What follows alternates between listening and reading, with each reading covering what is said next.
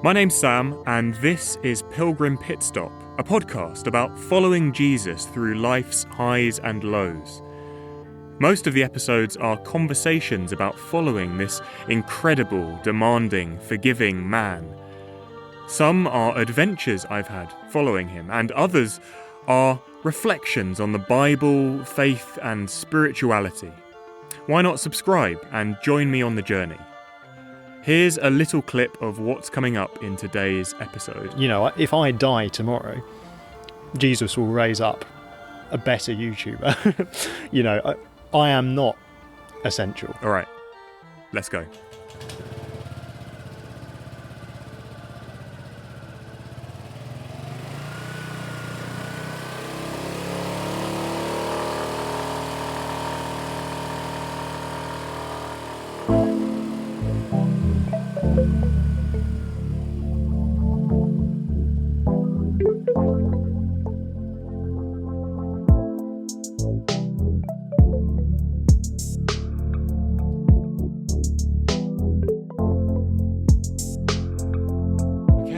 It's Thursday the 26th of August 2021 and I'm sitting outside Bristol Cathedral with my brother Thomas.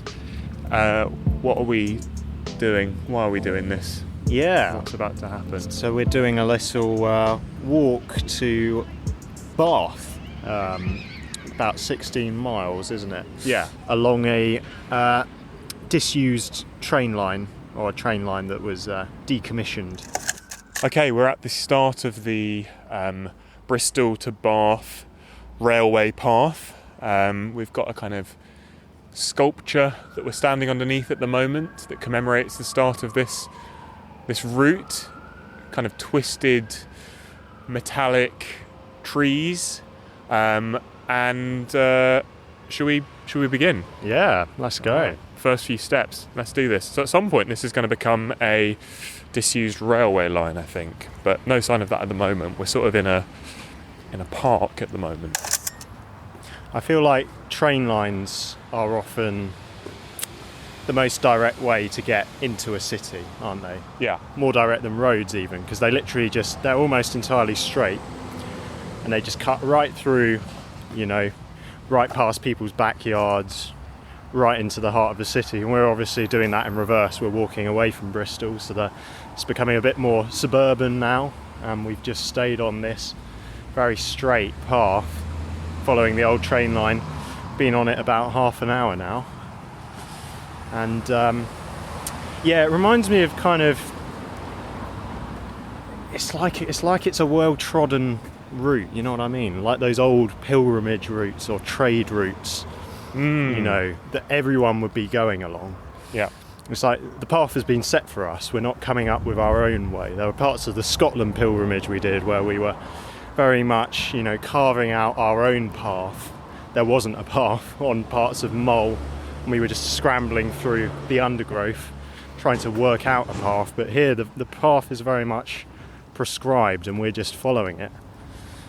That's kind of got a kind of allegory to it, doesn't it? In that, you know, sometimes you know the path that has been set before you. Yeah.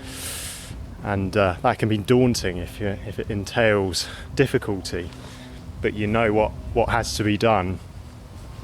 You know the walk you have to walk. Yeah. There's something in that, isn't there? I watched the Martin Sheen film The Way a few days ago, and that's about a guy that does the Camino de Santiago pilgrimage in Spain in memory of his son who died on the pilgrimage, and he meets lots of other pilgrims who don't really know, kind of, they've all sort of almost ended up on the pilgrimage by accident, and they have different reasons for doing it, but ultimately it's almost like the way has found them. That's kind of the sense that I got from it.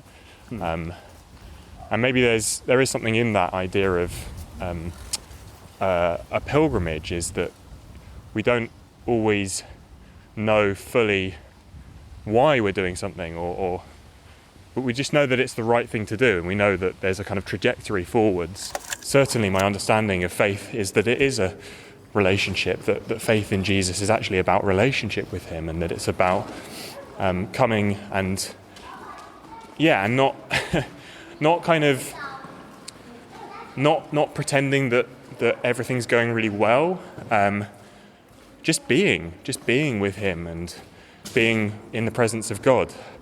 And that then provides the whatever you want to call it, the light at the end of the tunnel, the path, the route through the different seasons of life. Do you have any thoughts on that, Tommy? Yeah, I think Tommy boy. I think what you said there was very interesting, because I feel like sometimes we expect God to just end grief. Right. But I think what I've seen and read in the Bible is that God doesn't always do that. Instead he enters it and joins you in it. And he's with us in the tunnel. Yeah. Currently having lunch, aren't we? We're having lunch. We're on a disused railway station, so we're just sitting on what would have been the platform back in the day, and it's amazing actually. They've really let it go wild and overgrown. Yeah, the trees are actually coming up through where the platform was, but it's very deliberate, isn't it? They've kind of put little circles of bricks around the trees, so they're clearly encouraging it to kind of be taken by nature a bit. It's really nicely done. Yeah. How do you think the pilgrimage is going so far? Yeah, all right. And we've got quite a lot to do, haven't we? I think we dawdled a bit this morning, which is good. It's good to kind of not rush. Don't rush the pilgrim. But, yeah. How do you feel about it? Yeah, I'm enjoying it. It's nice just to be in nature, isn't it? And, we've really left Bristol behind now. It feels like we're right out in the countryside. And I guess we'll walk like this for another 5 or so miles, and then we'll start to see the outskirts of Bath and enter into the urban landscape once again. Yeah. So that's kind of cool. I don't know, do you want to talk a bit about that? And what do you do with your What do I do? life? Yeah, so I work for a Christian media production charity called Speak Life, based in Eastbourne on the south coast. So that's the Sunshine Coast? Sunshine Coast. Most sunlight hours per year in the UK, I think. Something like that. And creating videos about Jesus and resources to help churches and that sort of thing. So that's my 9 till 5. And then in my free time I also have my own YouTube channel called Stir and Fry, and He's plugged it.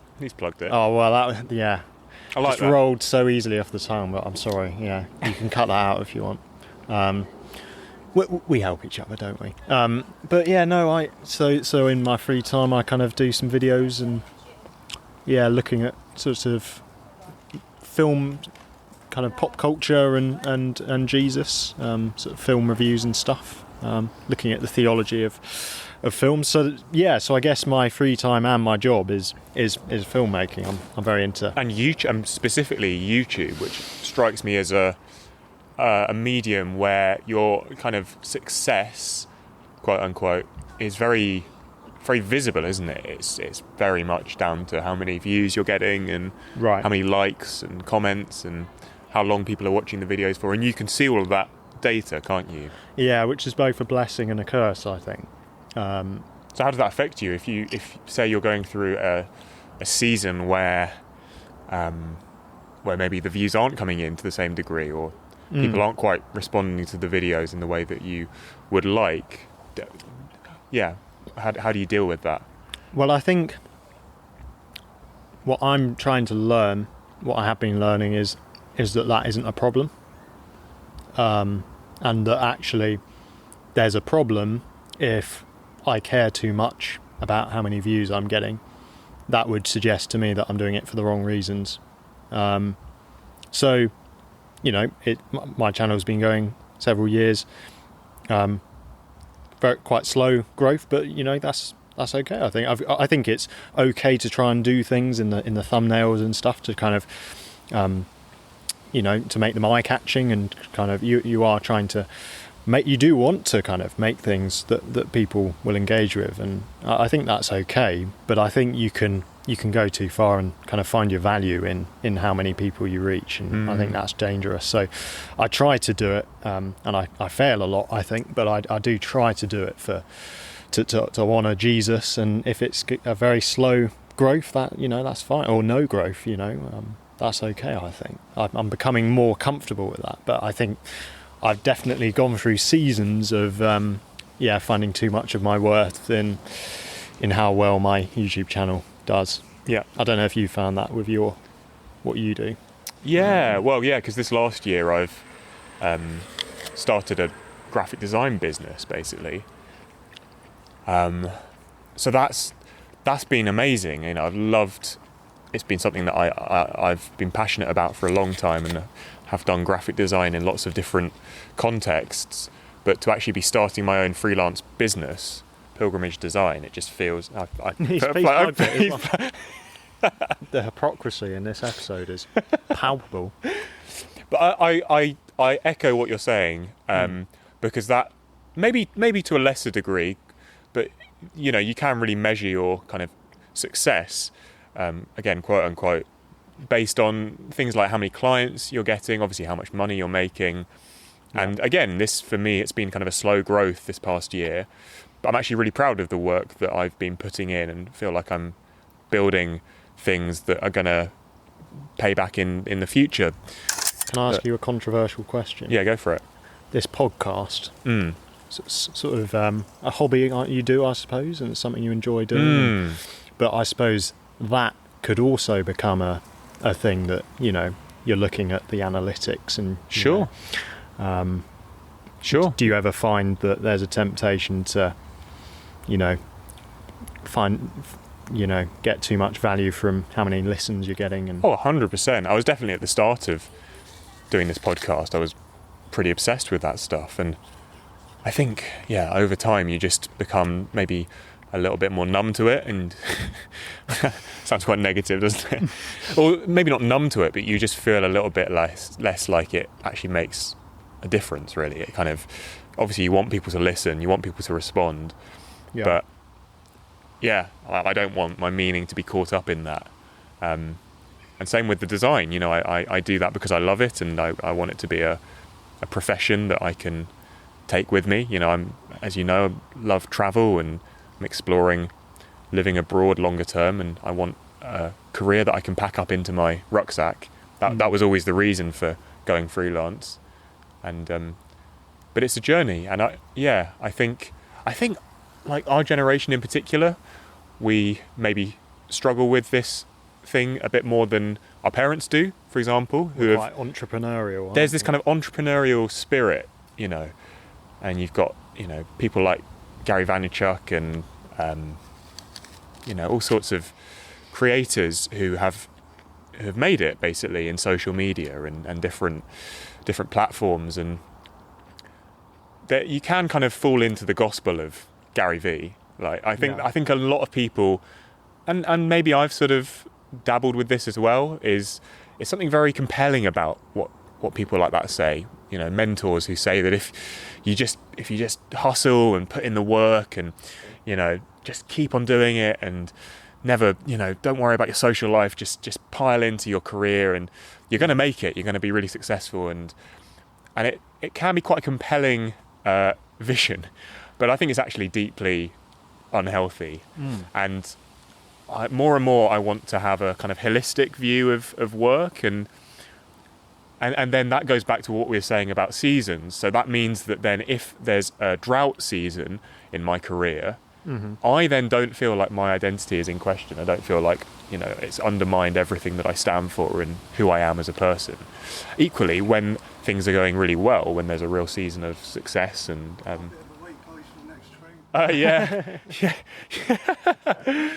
Nice. Yeah. Don't know if you heard that, but a guy just walked past and said, "You might have a bit of a wait for the next train," which that was good, wasn't it? Tickled me. Yeah, that's fascinating. I think there's an added temptation if you're in Christian work. Like, I suppose your design thing, you do work for a lot of Christian things, but it's not, necessarily, it's not a ministry in that sense. But you're doing it with a Christian ethos. But I've found, in the work that I do, there's a real sense that I think, if my channel does better, that will be good for the church. And you know how John the Baptist says, "I must decrease so that he will increase." I think I can be tempted to say, "I must increase so that he will increase." Right. And I think that in a sense, mission depends in a small part on how well I do, how many people I reach, which is just such a backward way of looking at it, isn't it? If I die tomorrow, Jesus will raise up a better YouTuber. I am not essential in any way. And I think having that mindset that actually, you are given the privilege to partake in this mission. It doesn't depend on you. You're not that important. It's very liberating, I think, to have that view. Yeah. Sorry. He concludes his point with a nice crunchy apple bite. All right, we've made good progress, I think. How many more miles is it to Bath? What did it say on that sign? 7. 7 more miles. So we're over the halfway point of this pilgrimage. Yeah, we're currently walking along a tree-lined section of the track, which is very nice, isn't it? The trees are kind of leaning inwards, so you've got this kind of tunnel of trees going all the way along. Yeah. Apparently, don't know if you knew this, but Hit me with it. apparently cathedrals are kind of often inspired by trees, Oh, okay. like Gothic architecture. All the pillars and stuff have like little fruits sculpted onto them, and it's meant to look like very light, airy structures. The roof often has looks like branches kind of intertwining and stuff. And I guess plants are very important in parables of Jesus and stuff, aren't they? It's sort of growth of the church, and yeah, so all this greenery, lush greenery of the British countryside, it's very 100%. evocative. Is that a train? That's a train. Thankfully not on the track that we're walking along. Yeah, where is that? Can't actually see it. You can just there we hear go. it. Oh, it's the cargo. Nice.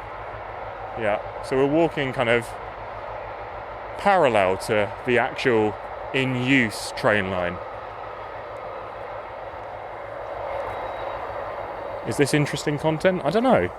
Do you want to know that we're walking parallel to the train line that we're... Alright, we have just come off the railway path out into a much more populated area, what must be the outskirts of Bath.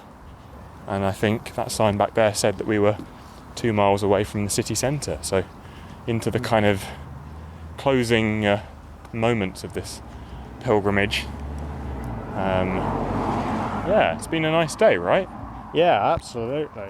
And we were talking about this on our Scotland pilgrimage, weren't we? That you don't want to focus too much on the destination. You want to dwell in the journey a bit, because that's kind of the point, isn't it? And I feel like today has been like that. We've been taking it at quite a chilled pace. It hasn't been a strenuous walk, and so it's cool to be arriving, but at the same time enjoying the journey.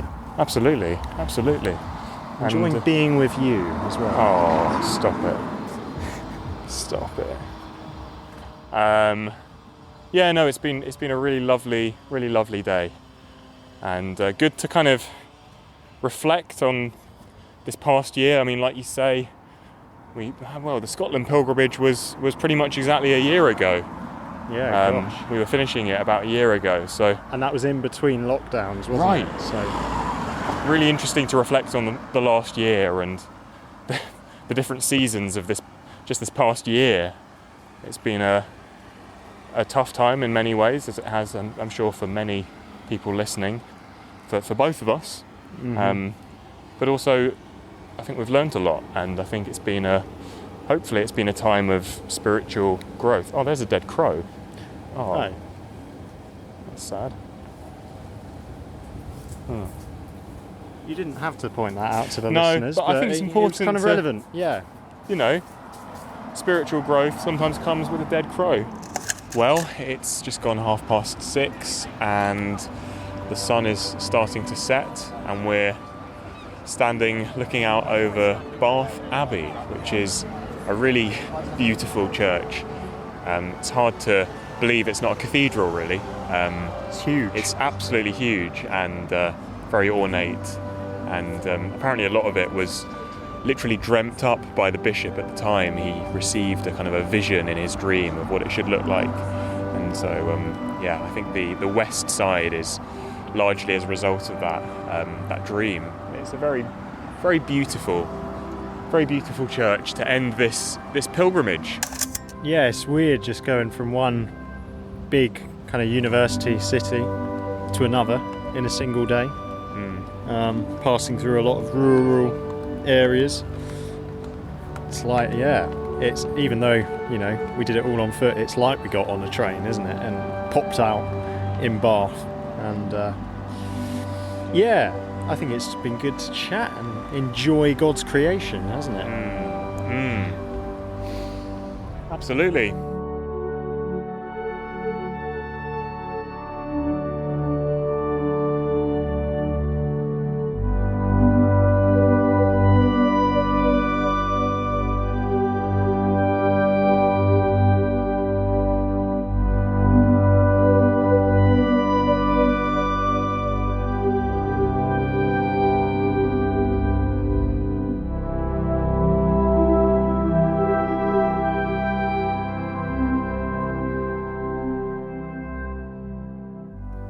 Many thanks to Johnny Davies for creating the theme tune. Thanks as well to Tattooed Preacher and Thomas Thorogood for the additional music. Please consider rating and reviewing this podcast, and if you want to support it further, there are 2 fun ways to do that. Just check the description for the links. I really appreciate you listening. God bless you, and I'll see you down the road.